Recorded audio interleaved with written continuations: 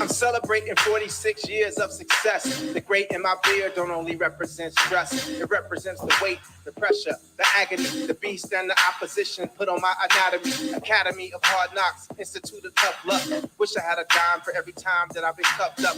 Born suspect ever since I was a child. I can see the fear and hatred behind the fake smiles. The only ones who ever kept it real was the Jakes, who pat me down daily, hoping I make a mistake, like walking out the door with weight or a pistol, so they could blow holes in me until I start to whistle. The issue is the same. Michael Brown is just another name.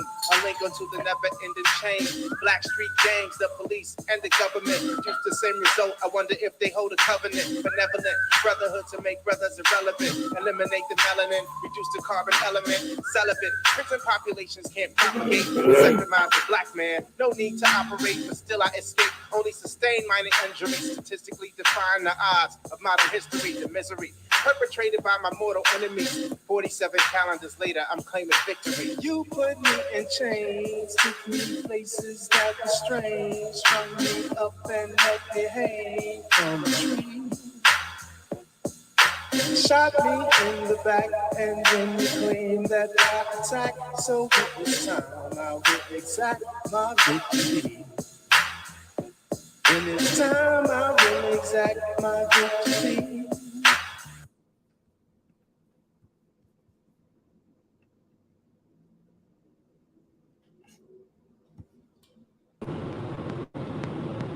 All right. Welcome, everyone. This is another episode of Legal Open Mic.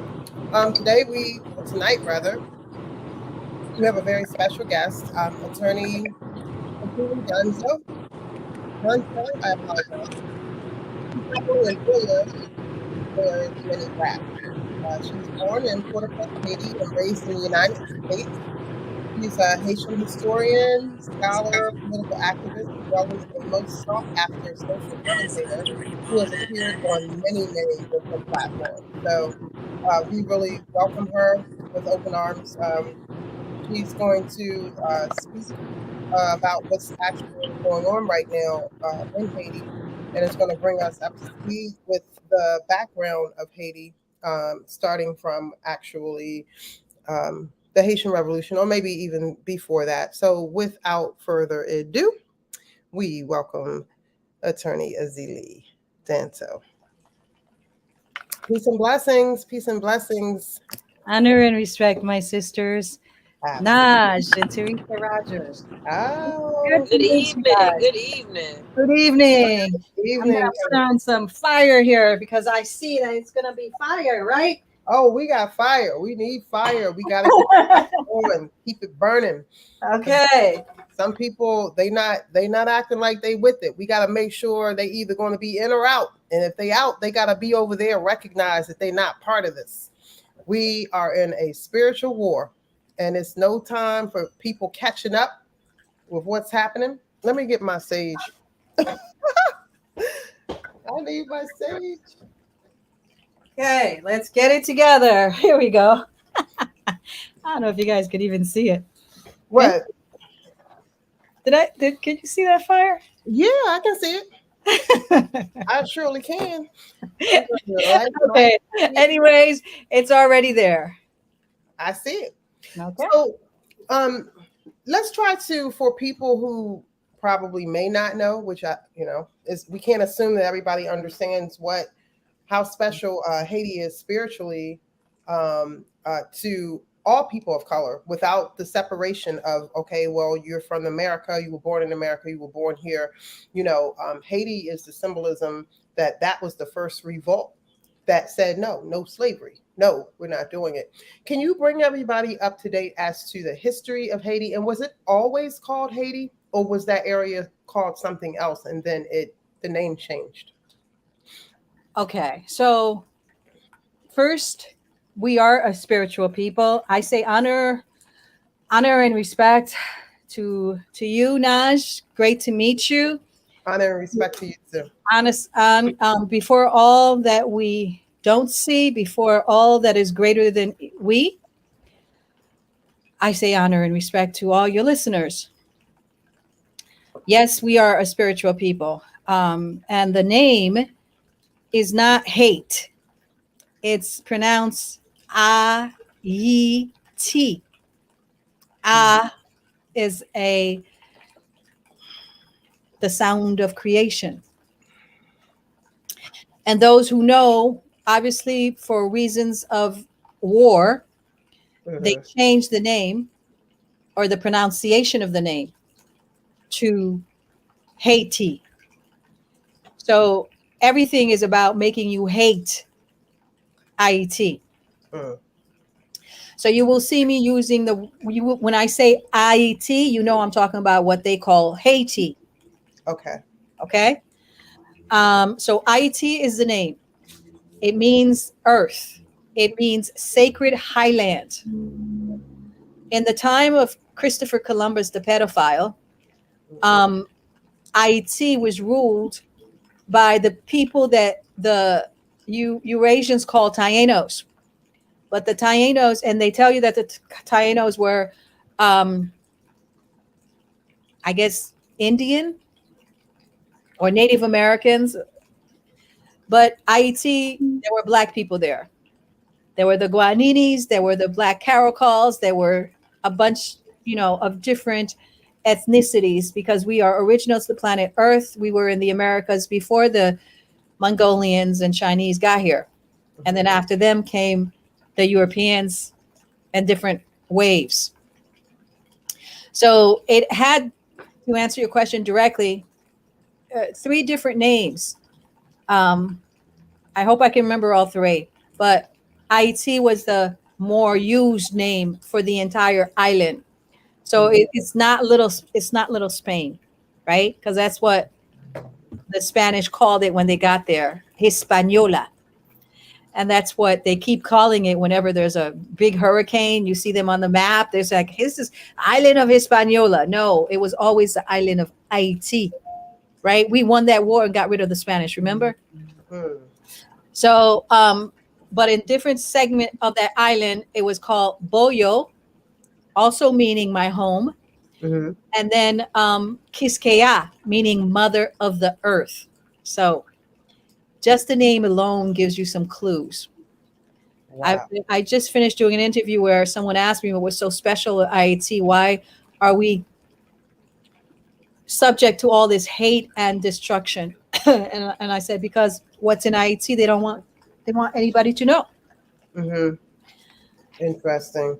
Interesting. So I want to try to get as much because I know you've had a really long day, and but at the same time, I want to try to get as much as possible out of this interview and make it really, really as strong as possible. And I will. Could you give me a link so I can share with my people because they're waiting for me to so they can know where this is. Can you put it in the in the chat? Yes, I'd appreciate it. Okay.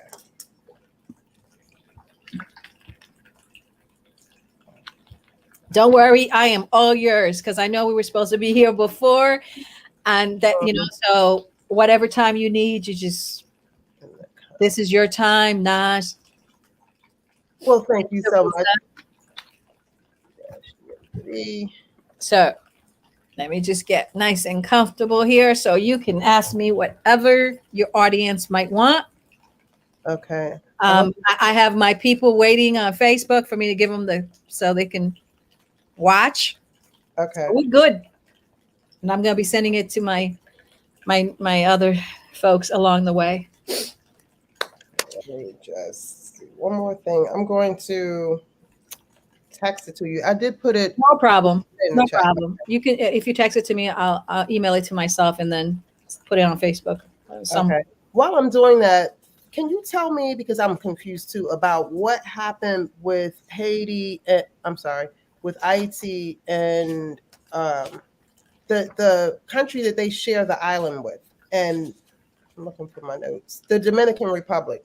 What's the history? What's the real story behind the whole split with the two? Okay, so just the quick history, if I can. In 1492, Columbus and his merry men of rapists got to this island. This is the first place where the Holocaust for Africans in what they call the Americas started.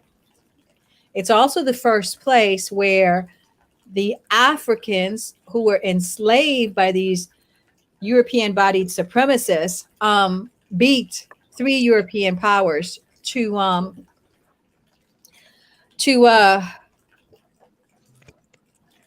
create this land, this Haiti, and take back the name of the conquered folks that were there before. So, Okay. 1492, he gets there, and then he commits genocide on that population. And within 15 years, they start, well, by 1503. On that population. And within 15 years. That's okay. They start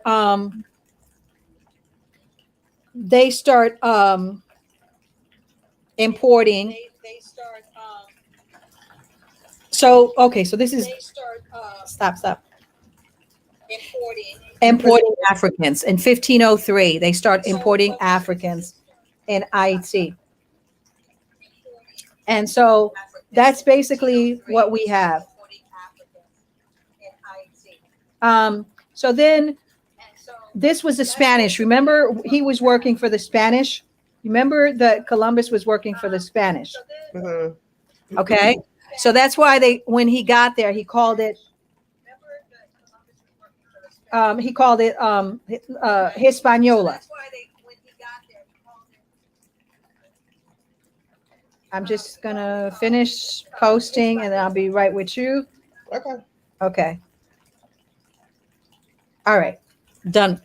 So when he got there, he was working for Ferdinand, the Spanish king, monarchs. They're the one that finances his thing. So his journey to the Americas. And at that time, the greatest power in the world at that time was Spain and Portugal.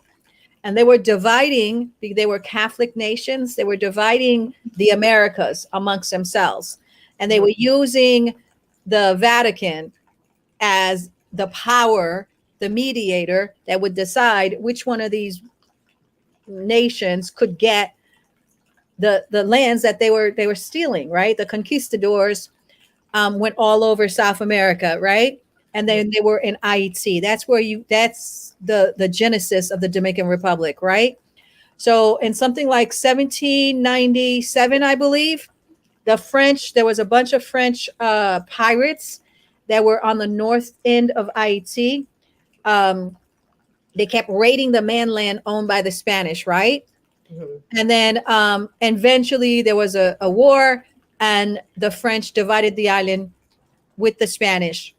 So one side was called Saint-Domingue, the other was called Santo Domingo.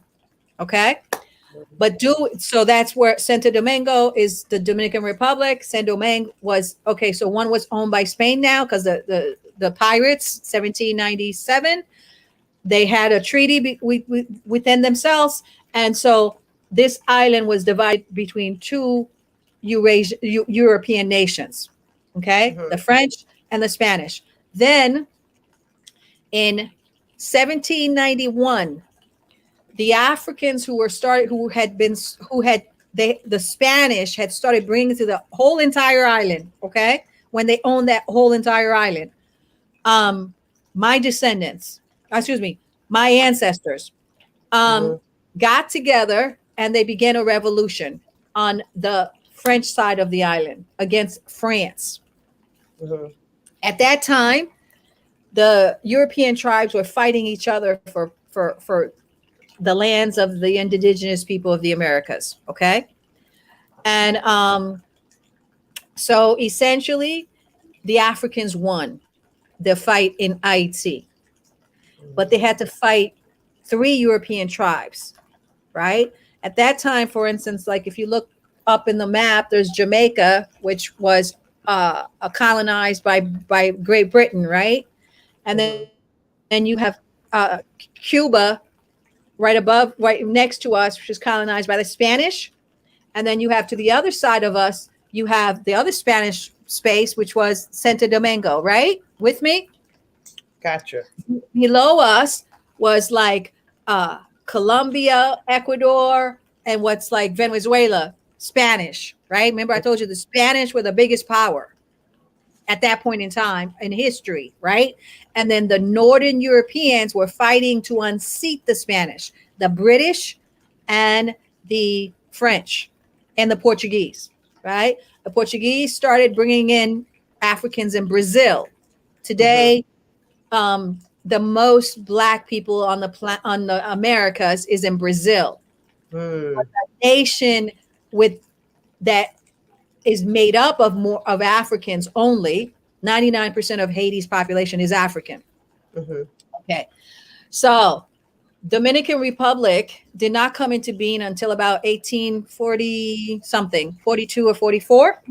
This is after the Haitian Revolution. So when the revolution started, our ancestors strategized to divide and conquer the Europeans fighting for power.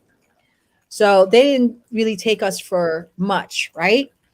They just thought we were animals, inferior, and so on, right? So they never even imagined or conceived that we could beat them in combat, because that's what they were taught by the Jesuits. That's what they believed, you know. And if you believe, sometimes you could make it a reality for your lifetime. That's what they believe until they met Haiti's founding father, Jacques Dessalines, the greatest hero who ever lived. 1791, a man, enslaved man out of Jamaica, was deported to Haiti or sold to Haiti, whatever. And his name was Bookman. The revolution started there, 1791. And then, so when that revolution started in 1791, the Spanish were looking at us fighting the French and just kind of waiting to see if they could just pick up the pieces, like get the French out of their faces, right? Let us bleed, right? So Toussaint Louverture and Jean-Jacques Dessalines and the warrior leaders made a deal with the Spanish. They gave them guns and they helped them kick the French out of Haiti, right? But you know the European, right? He's always about conquest and lies. So our ancestors knew that they were going to try to take over Haiti. So guess what? We fought them and took over the entire island. And so when that war was won, I mean so they kept fighting back and forth. Then the English decided, oh my goodness, this island. Remember, Haiti was the biggest moneymaker for France. Okay, it made more money for France than the 13 colonies did for England. The 13 American colonies made for England. Okay, it was called the Pearl of the Antilles by the terrorists French. So the war went on for 13 years. We kept allying with different European powers who thought that we were stupid enough to believe what they were saying, but we didn't. Whenever we finished fighting with one, we fought him to get them out, right? Eventually, and I think it was 1797, there was a treaty called the Treaty of Basil, where we went back to fighting with the French on behalf of the French so we can get rid of the Spanish at some point, right? And that Treaty of Basil is really important because most Dominicans today believe that they're Spanish or that somehow Haitians invaded their country. It wasn't that way. By the Treaty of Basil, the Spanish gave up all rights to their part of the island to France. By the BASEL, 1797, I believe. We won against the French in 1804. So when we did, that means France had, excuse me, the Spain had given up. So we own everything that the French owned in Haiti. That meant the Dominican Republic. So Jean-Jacques Dessalines and the warriors of the Haitian Revolution freed the entire island, not just this little tiny half. And then when we freed the entire island, we sent warriors to South America, and we freed 5 Latin American countries, including Colombia, Ecuador, Venezuela, and so on, Bolivia. But you know, the European can never forgive us, and they never stop. Like they never stop. To this day, they haven't stopped trying to reverse the Haitian Revolution. So once we had beaten them, Napoleon had to sell the Louisiana territory to Jefferson, okay, which doubled the size of states that are in the United States and like more than quadrupled the size of the United States. Remember, there was only the 13 states. Right. They doubled it to like 15 or more whole and part states, doubled it, but quadrupled because remember how big the Louisiana territory is. Right. In terms of, you know, okay. So that's really the story of the Dominican Republic. In 14, I think I'm going to get these dates a little wrong. It's between 1842 and 1844. I think 1842, there was a big earthquake. The European, both the French and the Spanish, were trying to come back and take the islands, the parts they lost to Black people, which they thought it was an insult. All right. So there was an earthquake in Haiti. They used that earthquake to start a revolution, not really start a revolution in the Spanish part, right. and say that this Spanish part has separated, and then. Like the people of that part hadn't even known what was going on when the Europeans declared Dominican Republic existed. And that's how it became the Dominican Republic, because at that same time, like I said, we were fighting a couple of things. There was the French was trying to come back on their side, and the mulatto sons of France who actually killed Jean-Jacques Dessalines, they agreed to stop France from coming back. They agreed to pay what they call the independence debt, but it was an extortion debt. Wow. But the debt was being paid for the entire island, remember? And then so the people who were the mulatto presidents made a deal with their fathers, right? In France, because they were more Eurocentric after they killed Jean-Jacques Dessalines. They made a deal that we, the Black masses, would have to pay back for France losing us as property. It's called the independence debt. It took Haiti 122 years to pay it back. It wasn't paid back until 1947. That's why Haiti is so poor, right? It's financial colonialism, right? But this mulatto sons of France who had their fathers in Europe and Eurocentric couldn't care less that the Black slaves, which they used to own, now had to pay back and go back into sharecropping, basically, to pay France. And France didn't have to have, it was a new slavery without having to pay for housing or food for the enslaved, right? But when those two things happen around the 1842 kind of time, the Haitians or Black folks who were in what they call the Dominican Republic today said, why are we paying an independence debt to France when they didn't own this part? So they were not happy. And so the European used all of that unhappiness, right, to separate. And then the France made a deal to reduce the debt from $150 million in gold to $90 million, because now the Dominican Republic was taken by Spain. Okay, so that's kind of the story. I have incorporated the independence debt. So those financial colonialism cost us our lands. The earthquake helped them do the separation, and this is what they're doing now. I They was going used to ask. earthquake. Yes, they used the 2010 earthquake to take over Haiti and have it be run by a syndicate of ambassadors representing these same nations that we fought over and killed.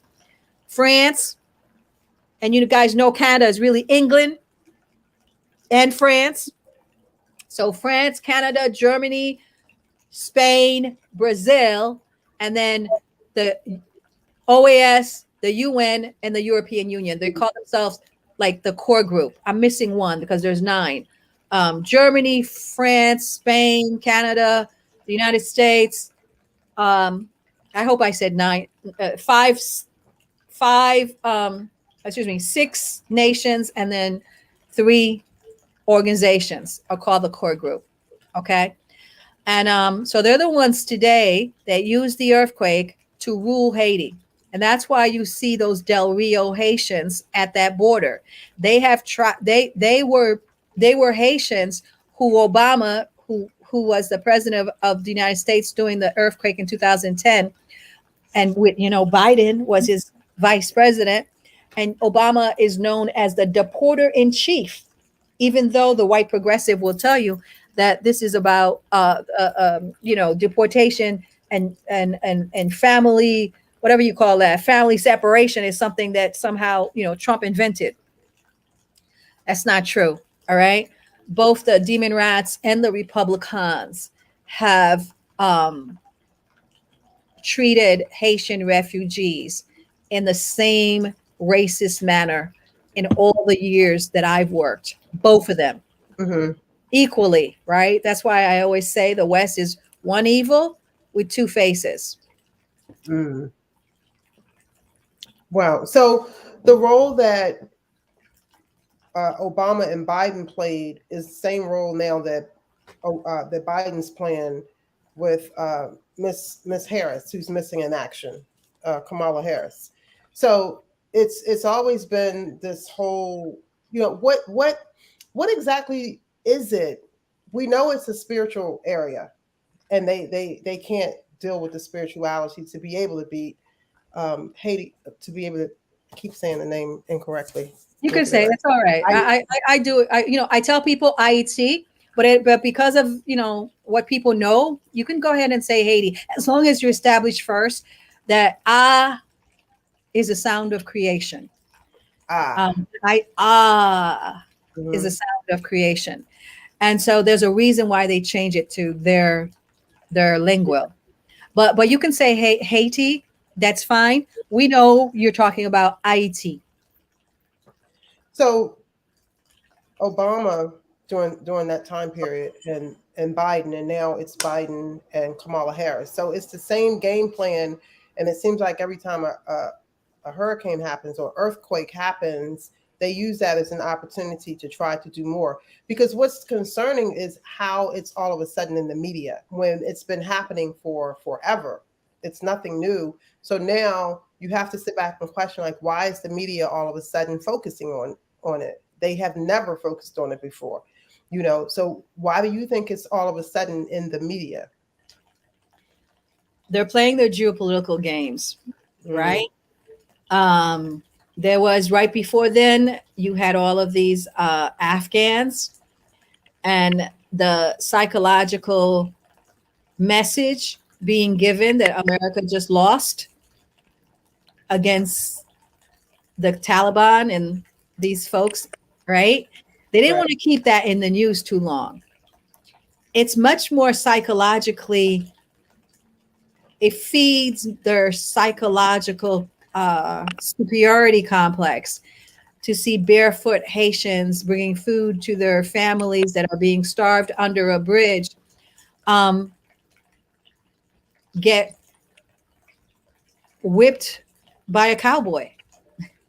It maintains their Superman mythology, right? Because they just got beaten by the Taliban and those people in Afghanistan, right? Right. So they took that off of the media rounds, and so the whole lie of 9/11, right? Because we're in September.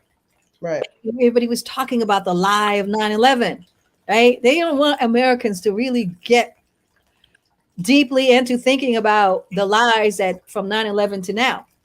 Right. The fact that this Afghani and Iraq war was handed a rounding failure for Superman and the Justice League. So what better, more psychological,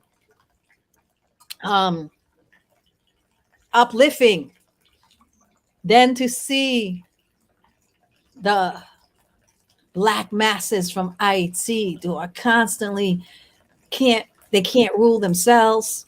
They're violent, they stink, they're diseased. And let's beat them and deport them and inject some glee in our nation.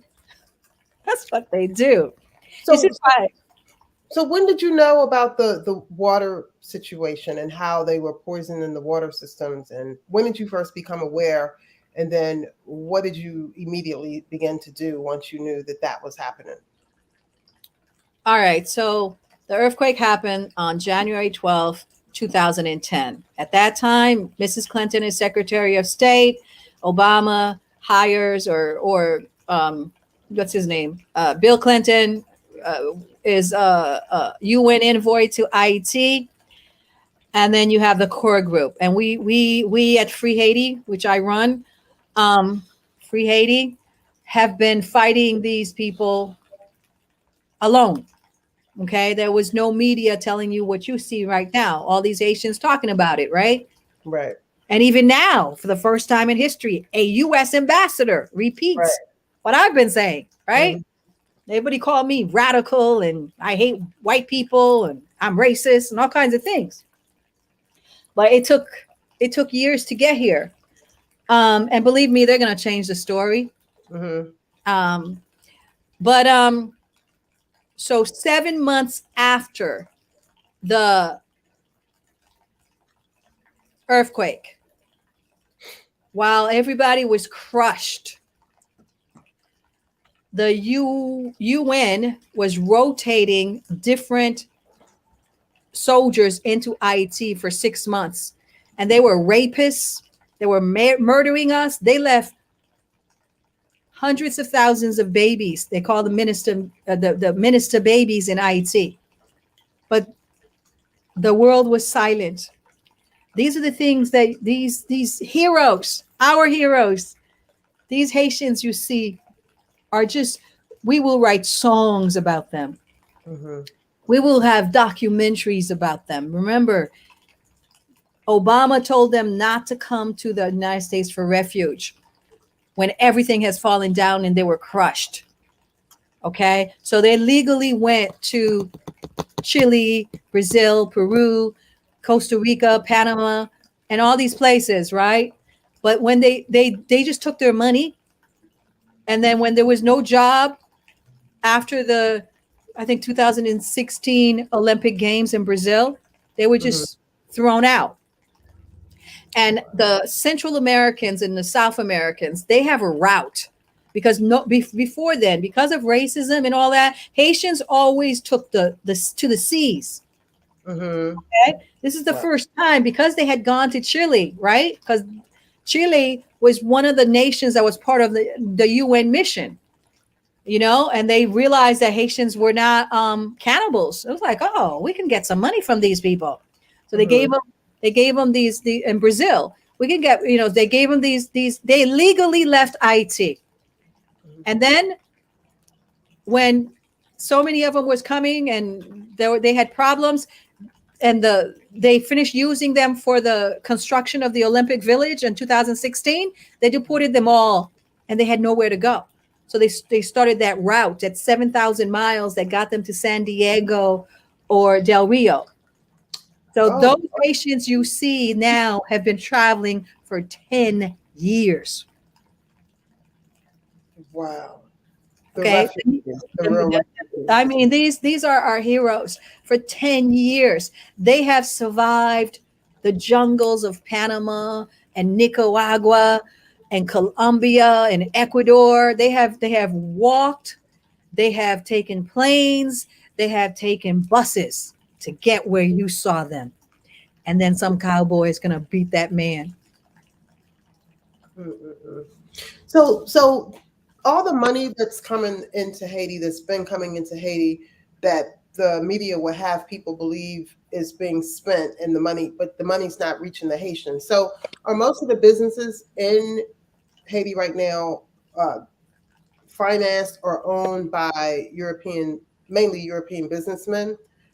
They're called the Middle Eastern oligarchs, the Syrians, the Lebanese, and the Israels. They're the billionaires of the Caribbean. They have more money than Syrians, Lebanese. They are less than 1%, half of 1% of the Haitian population. And they own 98% of our wealth in all the ports. Syrians, Lebanese, and Israelis. Okay. They're the ones that bring in the drugs and the guns. Okay. I want to go back to the real quick. Just remember your question. Okay. Because I'm gonna forget it, but I just want to go back to the when did cholera come to Haiti? Like I said, it was 7 months after the earthquake. The Nepalese soldiers, Nepal has like their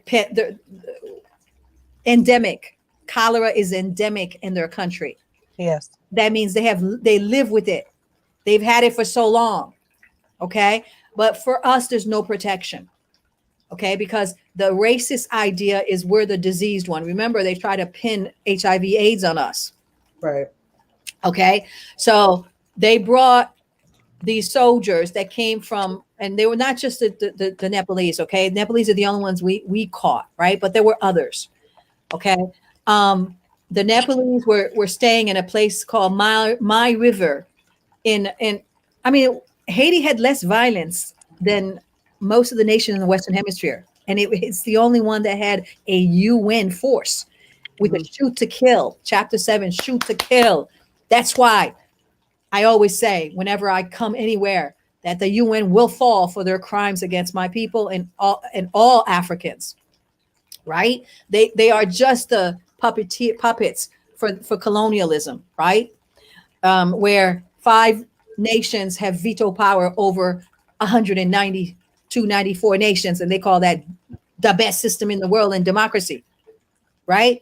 So the UN, the little nations are bought off by these 5 Eurasian powers. You guys know who they are: United States, France, England, China, and Russia, right? So essentially, the Nepalese at My River in Mirebalais, in a place called Mirebalais, poisoned our water.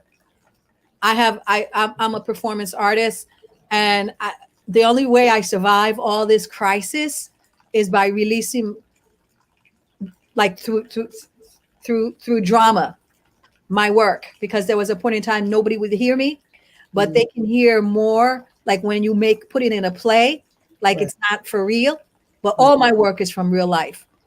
But it was the only way I could release, right? I took my drums, and so the play I wrote about the cholera, it's called, I have a niece. Hi, Alana, my beautiful niece.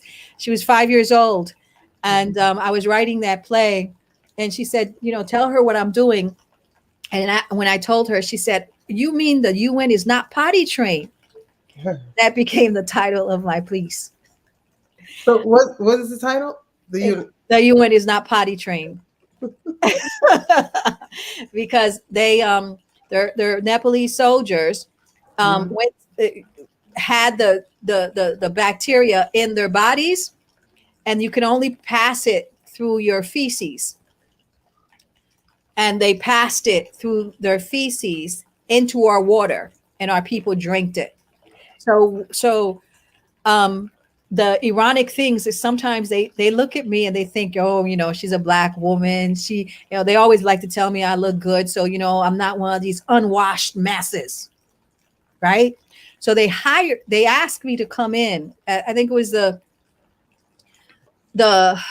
Dramatists Guild, an organization that would never, when I did Red, Black, and Moonlight is my play. You see me always in red and black.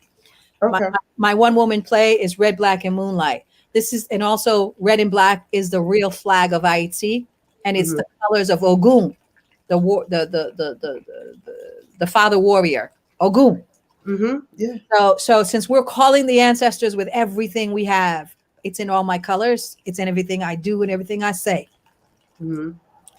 So I wrote that play. It was the American Dramatists Guild. I had a play that when I came back from Haiti, I was born in Haiti, and I went back as the lawyer of the first democratically elected Haitian president, Jean-Bertrand Aristide. The United States, of course, deported him to Africa in 2004 to destroy our democracy. And then brought in the UN to bring in peace, right? Because what we say is that the Eurasians, the Europeans, they play both roles, hero and villain, right? And they confuse the simple-minded person who only knows, there's just like you either a hero or villain, but you can't be both. They're both. They play both.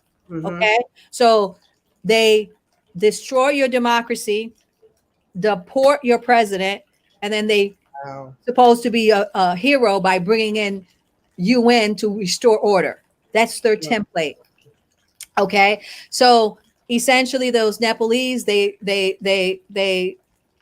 went to the bathroom and they put their feces into our water. People bathe. Haitians have lived by themselves without foreigners. So in these mountain villages and hamlets, right? But now when you introduce foreign bacteria, within a week of October 2010, it had killed 1,500 people. And the mayor called me because I'm the one that I believe Haitians when they tell me that this is happening to them, right? And we sent somebody. We got a sample of the water. But it wasn't until a white man, epidemic, I think I can't say that word. Epidemiologist. Yes, thank you very much. Said that the DNA of the bacteria, the cholera, was South Asian, and then the UN started a whole cover up. It wasn't Haitian DNA. Wow. It was their DNA. Okay. But before they had the Christians in Haiti, just like the ghettos in America, like there's two things you can count on, a church and a liquor store. Right. Well, they make Haitians submissive with all kinds of, their churches, right?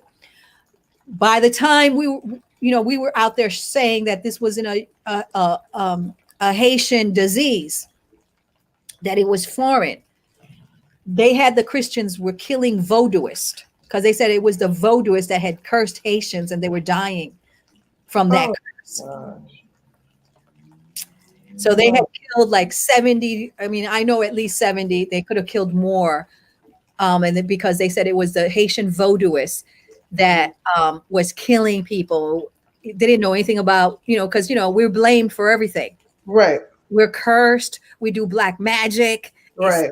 It's not, the devil is us. It's not the folks that are actually doing it. So, and the UN has never taken responsibility for what it did.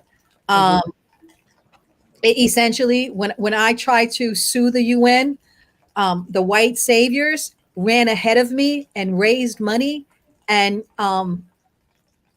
said that they were going to make a $2 billion settlement with the UN to clean Haiti's water. Never did it. Okay. When I said, I was going to bring the law, the case to the UN directly by suing them in New York court. I'm a New York lawyer. Mm-hmm. And I wanted something called specific performance. All the intellectuals and all the great so-called legal experts said, you can't sue the UN because they have immunity. Okay. Right.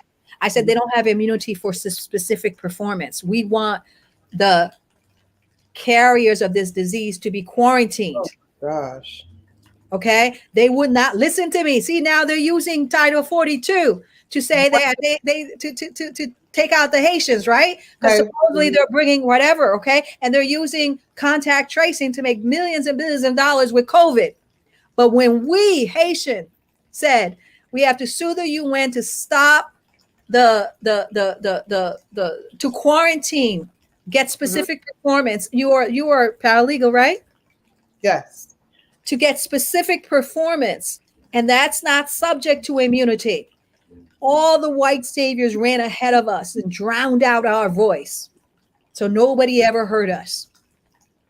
And so that's how the cholera came. That's how it became an epidemic.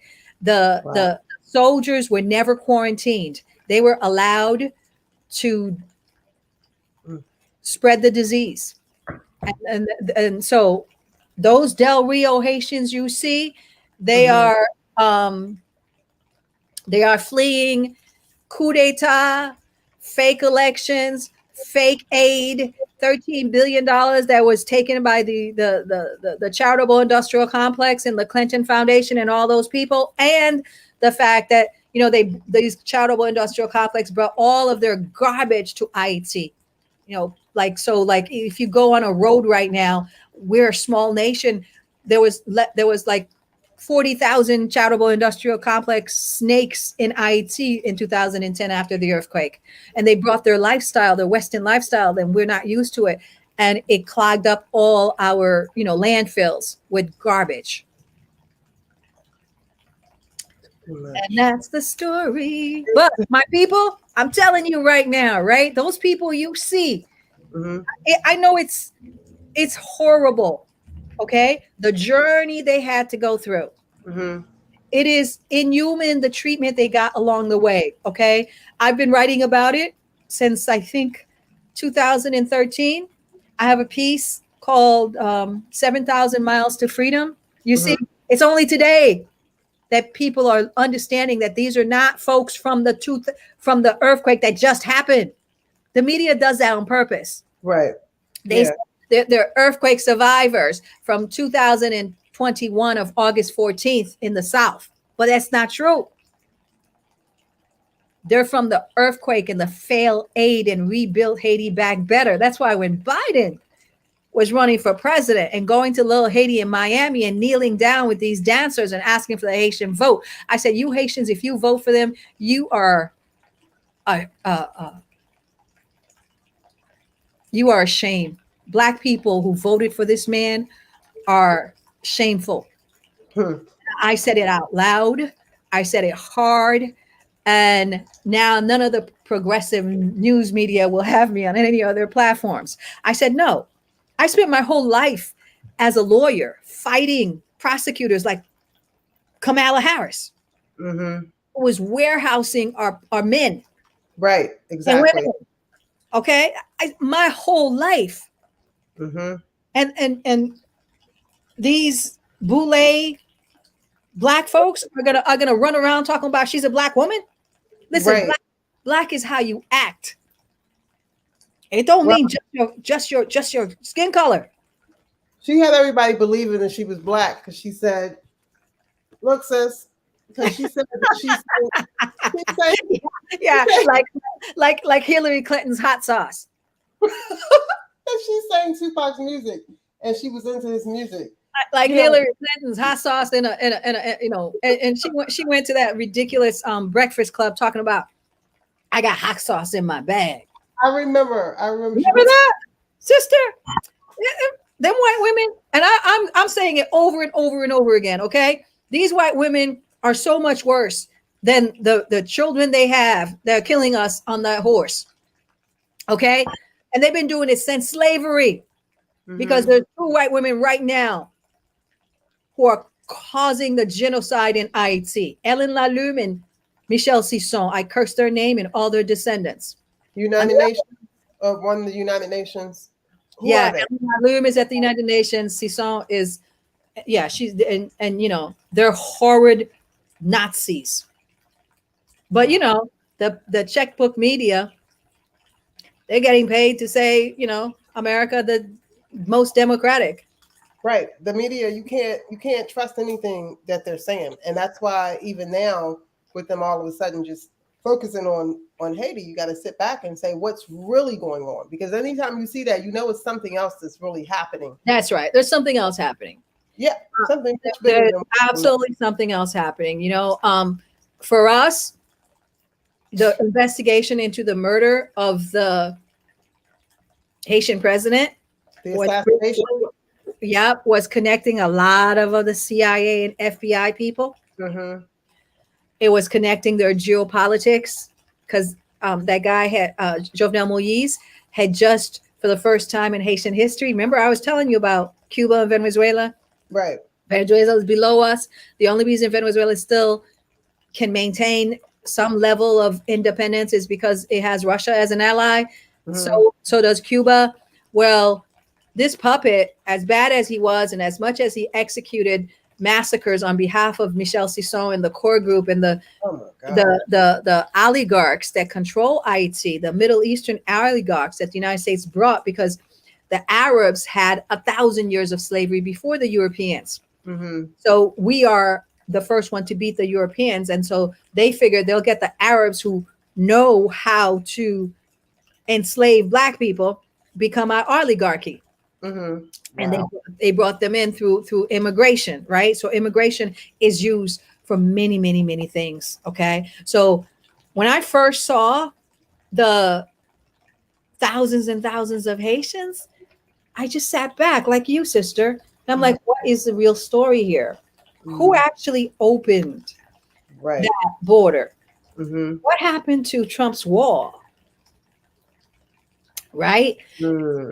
So, and I because, you know, these people are predators, but they are very diabolical. Why would they do that? Well, part of it is because they probably, you know, the progressives, the Republicans wanted to like do something for, you know, like they're always fighting for power. Right. So they, you know, Biden, all that stuff, you know, knock off the Afghanistan, show how hypocritical the demon rat policies are. I mean, there's a lot of things that the oligarchs do, and they use us, Black people, as pawns. Definitely. You know, so there's a lot of threads to this history. Mm-hmm. The thread is, you know, $13 billion was raised by the Clintons, and it never rebuilt Haiti back better. So when temporary protected status was given, the stuff they keep saying that was given to Haitian, it wasn't given to the Haitians of the earthquake. It was given to the Haitians who were already in America before the earthquake. Okay, you said it was given to who? Haitians were already in America before the earthquake. So you had to, so temporary protected. So, you know, the media always like tells the lie that temporary protected status is given to earthquake victims. If it did, then you wouldn't have these people going to Chile. It was extended for a year to, I'm talking about the 2010 earthquake victims, right? Temporary protected status is supposed to be given when your country can't, you know, there's a natural disaster. So it was a percentage of the 2010 earthquake victims that actually came to the United States and also went to Brazil, or what? How were they dispersed? And so the money is being used only for the ones that are here in the United States. That out of the. I'm sorry. Say it again. The 2010 earthquake victims. So you said that the billions of dollars that the Clinton Foundation raised. Oh yeah. They just stole that money. It never even left America or France or any of those places. They gave like a trickle down of that money. I think they said for every dollar that was given to Haiti, 1 cent went to the Haitian government. And I think 3 cents went to the Dominican Republic government. But the Haitians, we got nothing. We got, as a matter of fact, fake election. Obama ran 3 fake elections in Haiti to give us a horrible man named Michel Martelly, who was a carnival king, who's a misogynist, who, he performs with a thong on. He's a man. And of course, they brought us the men in pink. That's what they call them, because the Eurasians are natural pederasty people. They hate women and at their core, because their Abrahamic religion got rid of Èzili Dantò, the black mother. So in Haiti, the people they put in power, they're puppets. Most of them are men in pink. So they put people in power and then they end up assassinating them because yes, they did. Yes, they did. And that investigation was something also that was knocked out of the media by this Del Rio. You understand? They always use one emotional story to knock off another emotional story that they don't want anybody to hear. So yes, and I have for those who want to understand, then go to EziliDantò.com. I talk about how who killed the puppet president of Haiti and why, and I show how it's connected to the geopolitics. They were just pawns. Very quickly, okay, but I have a whole piece on it, okay, and I have at least 4 or 5 interviews I did in that time in July that you all can go watch on my YouTube channel, and they shadow banned me, so you'll see only 300 people when like thousands of people have watched it, but that's what they do. Okay, your website is at the bottom. Last but not least, can you just quickly tell us what the process is for the deportations that are happening, or even the asylum process? Most of the refugees who were under the bridge, because their feet were where they were, do they automatically qualify for asylum, or is there some other process that they have to go through to even get the asylum? And are there enough lawyers there that can speak the language to be able to assist them, or are we lacking attorneys that can properly process all of these refugees? So the law requires that a refugee is not sent back, that they have to be screened for what were they running for? If they were being persecuted, they have legal rights of not to be sent back, of not to be punished for coming, trying to save their lives. They are entitled to health care, food, shelter, and court representation and so on. Okay. But Haitians, immigrants, have never, ever in my whole entire life been afforded the same rights that others have been afforded. Right. Racism, America, both the Democrats and the Republicans treat us just as bad. I started, when I was like 8 years old, translating for a Haitian deportee in Stamford, Connecticut. That's how long. When I wrote Red, Black, and Moonlight, I have pieces like Breaking Sea Chains and Capsize 1997, Capsize 2017, Capsize 2007. So I've gone through, I have little, one of my big pieces that I get a lot of awards for is called Little Haitian Girl in the Yellow Dress, Little Girl in the Yellow Dress, right? That was in 2002. So I survived by putting it into, performance pieces. Right. Other Haitians have to find other ways of speaking and trying to get rid of the trauma. Wow. But the difference between a migrant and a refugee is really important to understand why they're not giving us why. Okay, they have changed some. So here's the situation right now. As far as I know, I've been doing interviews most of the day, so I haven't looked at the news, but as of last night, all 12 to 17,000 people that were under the Del Rio Bridge are no longer there anymore. Right. They have moved to detention centers. Some have been, if they met certain criteria, which as a lawyer, I'm not too sure I understand at the moment. Okay. Because different people will tell you different things in terms of the immigration people, but what's happening on the ground is a little different than what they're saying. Right. But essentially, those who have family in the United States and were able to contact those families, and those families sent them a bus ticket, they're giving them what's that thing that you put on your ankles? Ankle bracelet. Yes. Yes. To monitor, and then they could go to their family members. Wow. Others with no family or with certain criteria that they have not met, whatever, are put into these detention centers. And what about the Title 42? What is that? They're using that as well. Okay, so when this first happened, I think it was September 19. I think is last week. The days are running for me, okay? But when this, I think it was September 19, right? Or that weekend, okay? Biden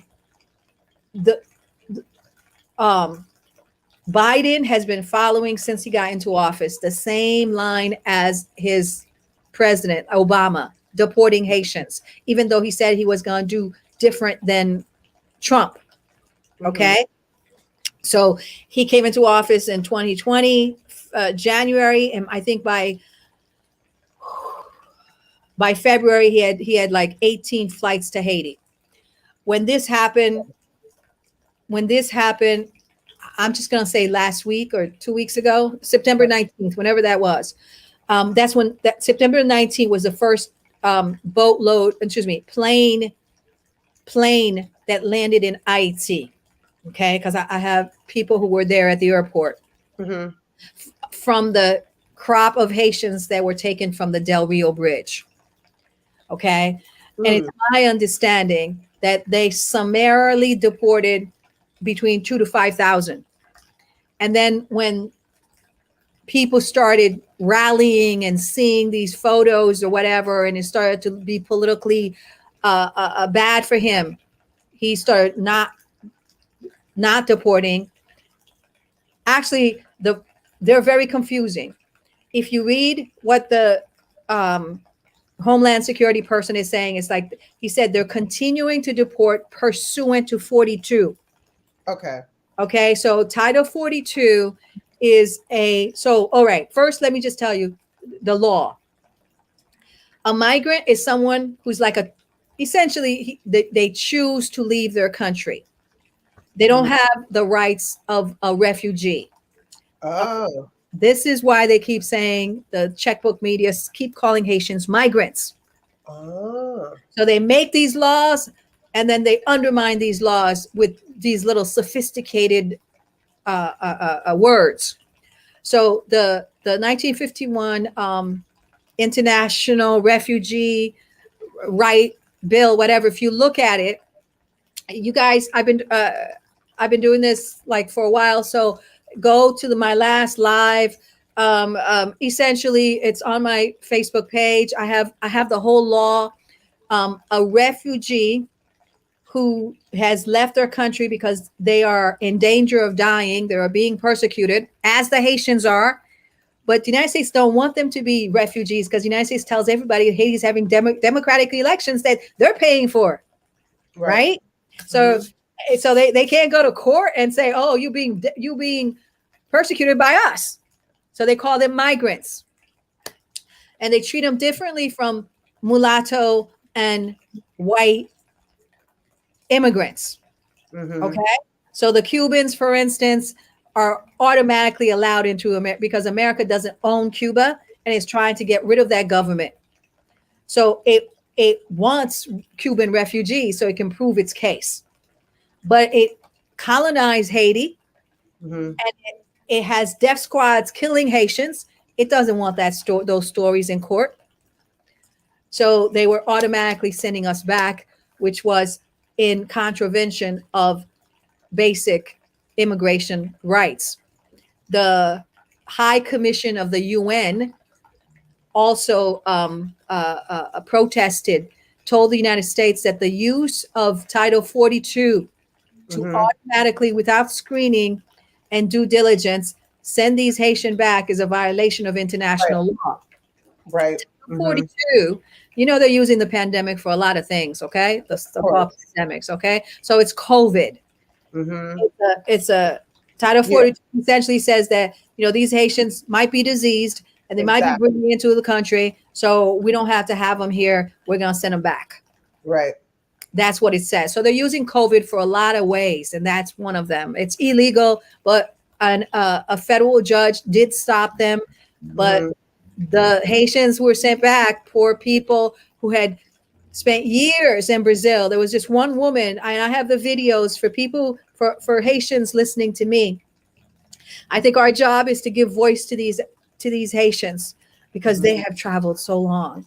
There's one woman who, when she got to Haiti, she was, you know, one of these that was automatically denied due process, right? She said that, you know, she came from Chile, something like she came from Chile. She has a Chilean daughter. You know, she was hoping to get it. She left because if you don't have papers, they're persecuting you and throwing you out. So she had nowhere to go. She was stateless. And then all of a sudden, you know, she says America, she's been through 11 countries. She said America was the worst. A man that I heard talk, who was part of the Del Rio folks, he said that they put him in a prison, and the 6 days that he was in there before they put him on a plane, they never gave him a shower. He said even a pig requires a shower. But yes, they do give showers to the Venezuelans, the Colombians, and the Cubans that were part of that. And you don't see them in the pictures, but they are there. And they, you know, and they're a little bit more in terms of, like, they might have more money than Haitians. So so there's a classism going on, and so they might be treated better. So that's the difference between a migrant is seen as someone who chooses to leave their country. Okay. When you choose to leave your country, you don't have the legal rights of a refugee. A refugee has the right to be heard, not be sent back if there's reasonable concerns about persecution or dying. Right. And then they are entitled to health care and all kinds of, you know, basic human rights. The Haitians were not given that. But now that the world sees this, right, the administration is saying that they're going to process them and give them some 12,000 of them are going to be allowed to see a judge. Okay. That was the last thing I saw. Okay. But you guys should follow, you know, check it. But that's the last thing I saw. But I know that, how do you know that's going to happen? Because a lot of the Haitians who came back, I think there was like 2,000 to 5,000 in this time, right? They kept having like 8 flights a day. Wow. They said that they took their papers away. So if they took their papers away, how are we going to know who actually went through the system? Right. And who is being sent back to traffickers for sex slaves, and who's going to be put into brothels, and it's awful. So the special envoy that resigned, you know, he was in a position. He said, I'm not getting involved with this. This is my opportune time to get out, because some of the things that he said was really, it needed to be said out in public the way that he said it. So in his position, I don't know how long he was the special envoy and how long he may have been seeing so much of what was going on, and this was just that time where he's like, I can't do this anymore. Or he saw it for so long and there was really nothing he could do to say anything or do anything or make the changes that needed to be made, or even recommendations that he possibly could have made. And maybe he did do these things and it just didn't help until it became public in the media the way it did. Yeah. He was he's a career. Daniel Foote is the U.S. envoy, Biden's envoy to Haiti. Mm-hmm. And he wasn't appointed until July, after the death of. So he's recent. Okay. Yes, he's. Oh, okay. So either after the death or just when Biden came in. Okay, so Biden has been here for a year. What, 2020, right? So it's one of those. I think he's very recent. Okay, he just came in. I'm pretty sure. Okay, but you guys check it. Okay, because my mind is going right now. He came in after July 7th. Okay, I'm as I talk to you, I'm gonna look it up. But what's really important, people, about this man is this. Okay, so Haiti doesn't have a government right now that's even, selected, because the president was assassinated by these same people that put him in on July 7th, right, 2021. And then Biden, put together this special envoy. And so he was, I'm right. He was appointed in July. Okay. After this death, right? Because Biden was trying to, do something different. Okay. But as you can see, I have his letter in my Instagram. Everybody who wants to know the updates, please go to my Instagram channel. That's where I'm putting as much as I can. Also, we have the Free Haiti movement page. I run the Free Haiti movement. I started it in 2004 when the Eurasians came, when they came back, the UN, to recolonize us. 2004 was the 200th anniversary of Haiti's independence, and they came for a reason. They said that by 2019, there was going to be 20 million Haitians, and that was a bomb waiting to happen. So they had to try to thin the herd. Essentially, it's called the Ottawa Initiative. They said it. You are full of information. What's your IG address? My IG address, off the top of my head, let me tell you a minute. I'm gonna tell you it's Èzili Dantò, Zili. It's my name without E. Okay. So it's Instagram. Èzili Dantò, okay? Just go there, people. You will see I have a copy of Daniel Foote's letter. I have a copy of some videos of Haitians testifying. I'm looking at that letter right now, Daniel Foote's letter, and he says okay. I'll tell you how important this is. I'm losing where I am. Where's my StreamYard? Okay, here we go. All right. So in all the years I've been doing this work, and it's really like people call me radical. So Daniel Foote just said exactly what Haitians have been saying. People call me crazy. So this is the most amazing thing. The media is spinning it to be just about the Del Rio Haitians, okay? Because but it's not. And this is really important for those who want to help us, to help the Haitians who are going through the Mahafa, the Middle Passage, everywhere in the Caribbean. Remember, we are the only ones that don't have a European colonized father. Right. We beat them, right? So there are 15 island nations. They call it the Caribbean.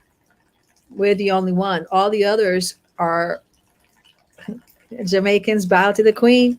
Right. Martinique to France. St. Lucia, France. Haiti has no European father, so they do what United States does, whatever it wants to us, and they have come together in the core group. In all my years, I have never seen you know how they have the blue wall for police brutality? Right. Well, there's a diplomatic wall, and I have never seen it broken, ever. Not like this in Haiti, never publicly. They might talk to me privately, Right. right? But they're not gonna put their career and their pension on the line for me. Right. Okay. So yeah, never have I seen it. Okay, so the Jovenel Moïse, the puppet president, he was a murderer, he was an assassin. So an assassin was assassinated. And he was assassinated, like I said, part of the reason was because he was going to be replaced by his puppet masters. He didn't want to end up in prison because after they finished, he was a drug money launderer. After they finished using you, just like Noriega, you end up in a Miami prison. So he tried to leverage by having a Russian ambassador accepting a Russian ambassador's credentials in Haiti. Whoa. That's what he did. And they killed him for that.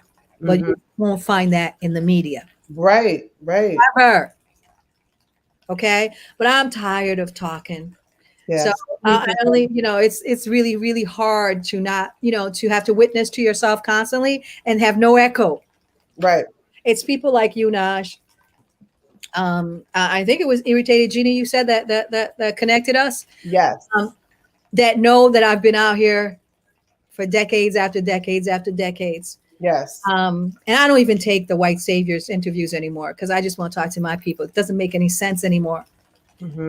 I have a piece where I always say, for whose entertainment shall I tell my agony? Wow. Those who, are just going to revel in their own success. So I have that. And what's really, really important about Daniel Foote's letter, so he was although he's a career ambassador, and all of them are economic hitmen, the book, right. All of them, that's what they are. And I dislike the guy who wrote the economic, not because I know him personally or whatever, but because everybody, especially the white saviors, they try to elevate him as some hero. Let me tell you, Daniel Foote is a hero because he whistleblowed in the middle of his career. He didn't wait till he retired like that guy. That's what they do. Remember, I told you the European plays both hero and villain. Right. So the guy that wrote the economic hitman that told about how the CIA and the diplomats work together and they destroy a country, they give it debt that they can't pay, and then they take their lands and so on. He was part of the people killing and murdering for empire, right? But he didn't stop killing. He waited till he retired.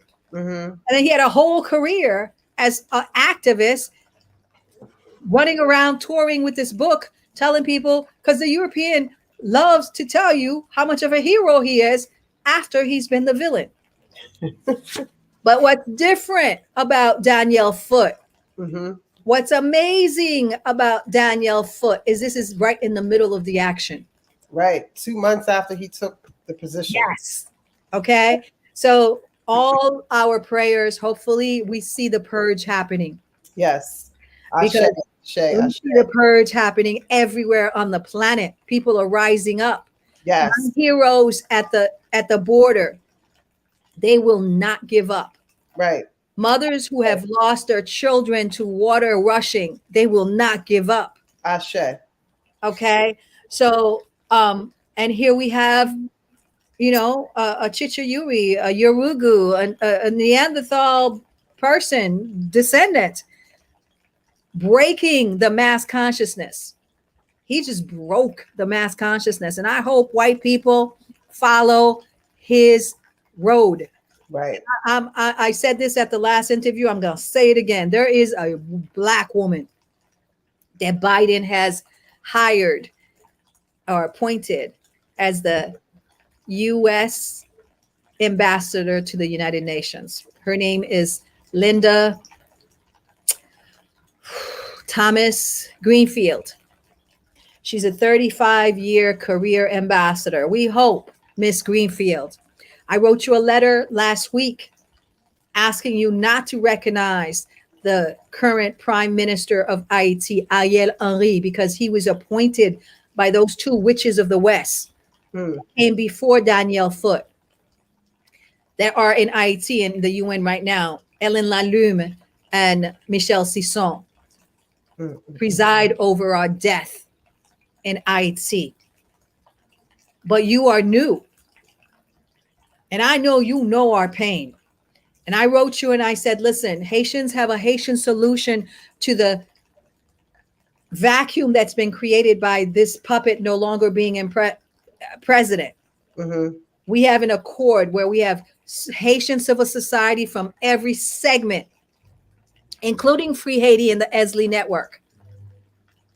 And we have put together a process of how we can go and have real elections and choose our own leaders. This is the most powerful message in Danielle Foote's letter. He says that all Haitians have been asking is to lead themselves and choose their own leaders. Right. Not leaders that will only be about the interests of the United States and the corporations and the corporatocracy. Right. We're only concerned about making us wage slaves and about taking our resources and about dependency through the poverty pimping charitable industrial complex. We have resources. We have the head of Venezuela's oil is in the waters of Haiti. That's why they were fracking and taking our oil that gave us that August 14th, 2021 earthquake. Oh my gosh. And so Danielle Foote, read his letter. Oh, I did. I read it. It's Did you powerful. see it? It's so powerful, right? It's just like what we've been saying, right? Like he called Ariel Henry a de facto. Those are my words. Those are the words of Haitians, right? He said this guy is not legitimate. He said what needed to be said.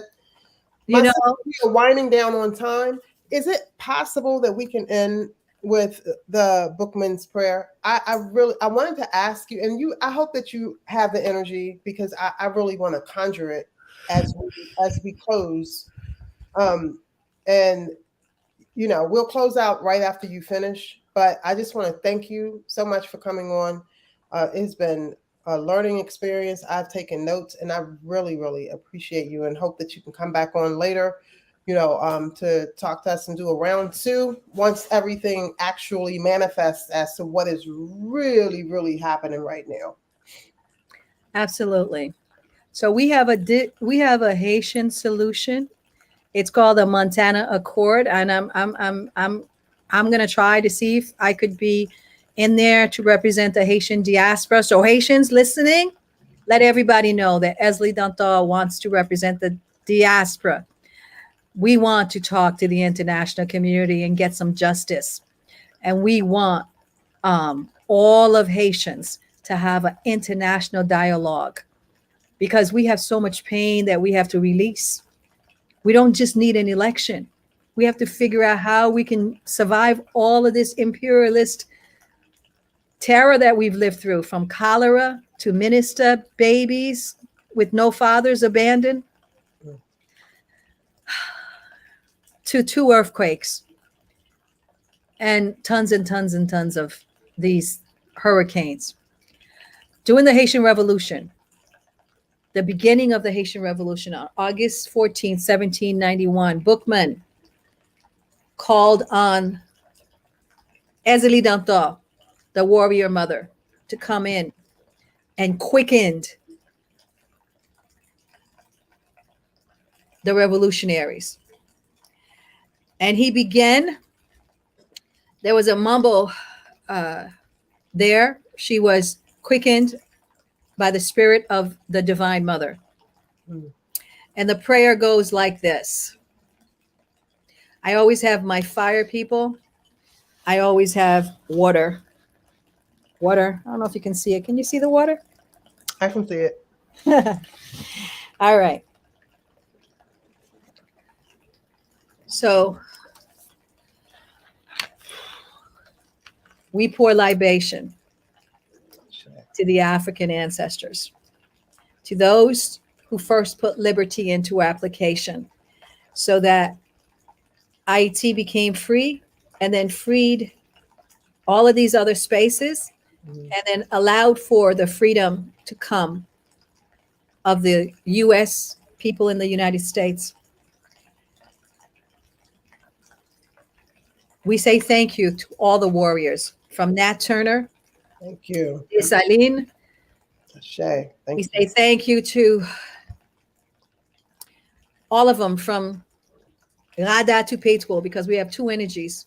Rada to Petuel. I'm Petuel, warrior Ogu. But you know, we also always have Martin Luther King and Malcolm X. Shay. We always have them. Okay? And we know about balance. Definitely. The God, Bookman's prayer. This would begin the Haitian Revolution. In the name of Bookman, in the name of Dessalines, Boiron-Tonnerre, Grand-Guiton, Défilé, Marie-Jeanne, Shay. I say again, the prayer that began the Haitian Revolution. For all the Haitians that are in detention today, who have not eaten, who have not showered, for the Haitian woman who had a baby under that bridge, for the ones who are still pregnant, we say Bookman's prayer. The God who created the earth, who created the sun, who gives us light. The God who holds the ocean, who makes the thunder roar. Our God. Our God who has ears to hear. You who are hidden in the clouds. You who watch from where you are. You see. You see. You see all that the white. You see all that the whites have made us suffer. You saw that, cowboy. You saw George Floyd. You see Biden and his crime bill and the black women and black men and women in prison. You see the destruction of the civil rights movement, destruction of the independence movement in Africa. You see. You who are hidden in the clouds, who watch us from where you are, you see all that the white man has made us suffer. The white man's God asked him to commit crimes. The white man's God asked him to commit crimes. But the God within us, wants us to do good. Our God, who is so good, so just, orders us to avenge our wrongs. It's our good God who will direct our arms and bring us victory. It's our good God who will assist us. We should throw away the images of the white man's God who is so pitiless, and listen and listen and listen to the voice of liberty which sings within all our hearts.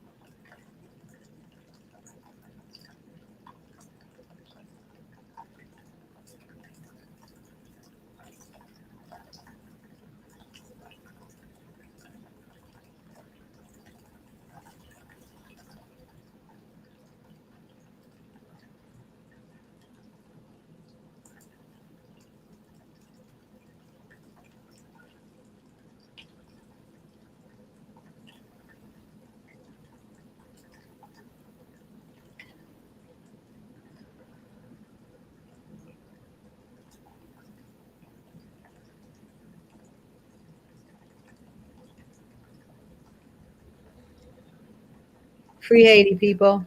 Free the planet. Ashe. Ladies and gentlemen, Attorney Èzili Dantò. Ashe, my sister. Thank you. Thank you. EziliDantò.com. Join our mailing list if you want to know the non-colonial narrative in Haiti and not want to listen to the stuff that they're talking about. At my email, just put on the subject line. I get 600 emails a day. So just put on the subject line, mailing list, Èzili mailing list. Join the Free Haiti movement on Facebook. Go to our YouTube channel. They are, like I said, shadow banning us. Click, like, share, so you can see for yourself that there's more than 300 people reading us and watching us. Mm-hmm. All right, people. Thank you so much, sister. May you walk in honor. May you walk with Ogu and honor all through your life. Respect. Ashe. Respect. Peace and blessings.